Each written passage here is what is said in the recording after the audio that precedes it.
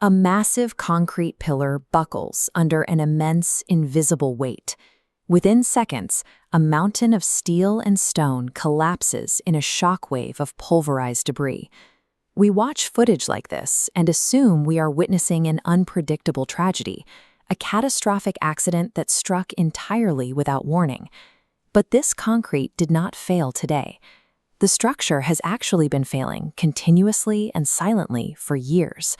Long before the dust settled, long before any sirens rang out, this exact same building stood tall on a perfectly normal, sunny day.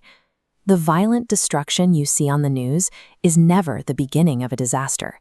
It is the final, inescapable mathematical conclusion of a long-hidden process. Every physical structure on Earth carries weight. From the foundations to the roof, walls, floors, and beams are never truly at rest. They are constantly forced to absorb stress from their environment.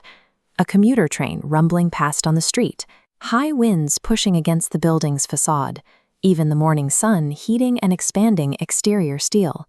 To understand the damage this causes, we look at a microscopic cross-section of a steel beam. Every time a load is applied and removed, the internal grain structures flex. This repeated stress causes a microscopic fissure to open deep inside the material, a process called structural fatigue. These tiny fractures are invisible. When we zoom out to the macroscopic view, the solid beam appears perfectly intact, still holding up the floor. Because there is no visual change on the outside, the daily routine continues uninterrupted. People walk the halls. The seasons change. Years pass by. The true danger of material fatigue lies entirely in this stealth. It allows critical, permanent damage to accumulate silently, right in front of us. When a single microscopic connection inside that steel weakens from fatigue, the physical weight it was supporting does not simply disappear. Gravity still demands a path to the ground. Looking at a wireframe model of a building's load-bearing skeleton, we can trace exactly where that weight goes.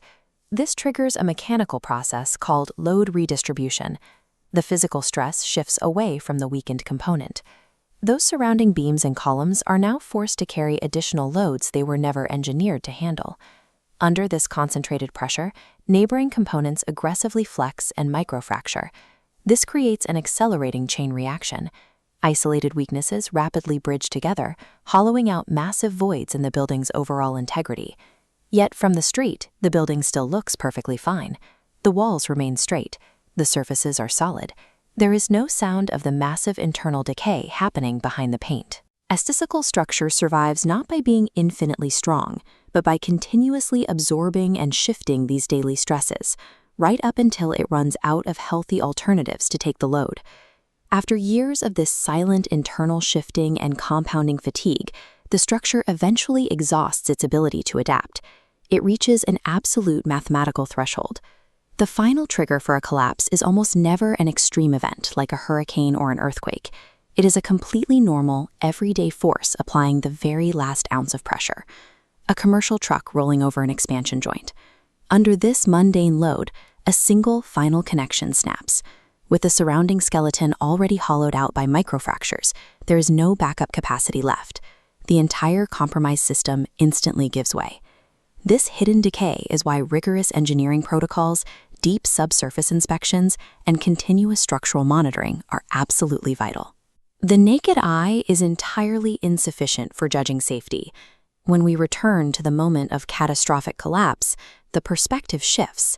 We are no longer watching a random accident. We are watching a predictable mechanical inevitability play out. Structures never truly fail instantly. They bear the weight, they adapt, and they weaken slowly in the dark, right up until the exact second they can't anymore.